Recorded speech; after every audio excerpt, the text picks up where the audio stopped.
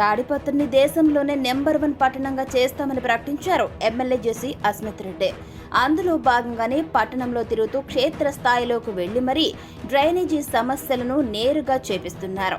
అదేవిధంగా మరొక పక్క చూసుకుంటే మున్సిపల్ చైర్మన్ జేసీ ప్రభాకర్ రెడ్డి ఏకంగా డ్రైనేజీ పనులు చేసేందుకు ఎవరైనా ఉన్నారా అంటూ మున్సిపల్ కార్యాలయంలో పెద్ద ఎత్తున ఫ్లెక్సీలను సైతం ఏర్పాటు చేశారు. అంతేకాకుండా ఎక్కడైతే డ్రైనేజీ బ్లాక్ అవుతుందో అక్కడ చుట్టుపక్కల ఉన్న వారిదే బాధ్యత అంటూ ప్రకటించారు. ఇప్పటికైనా తాడిపత్రిలో పరిసరాలను పరిశుభ్రంగా ఉంచుకోవాలని సూచించారు. అయితే ప్రజల్లో మార్పు రాకపోవడంతో మున్సిపల్ అధికారులు చెత్త వేస్తే జరిమానా తప్పదంటూ హెచ్చరిక ప్లకార్డులు సైతం ఏర్పాటు చేశారు. పుట్లూరు రోడ్లో టైలర్స్ కాలనీ వద్ద నుంచి టీటీడీ కళ్యాణ మండపం వరకు రోడ్డుకు ఇరువైపులా ఉన్న ప్రధాన చెట్లకు హెచ్చరిక బోర్డులతో పాటుగా చెప్పులు వేలాడుతూ దర్శనమిస్తున్నాయి.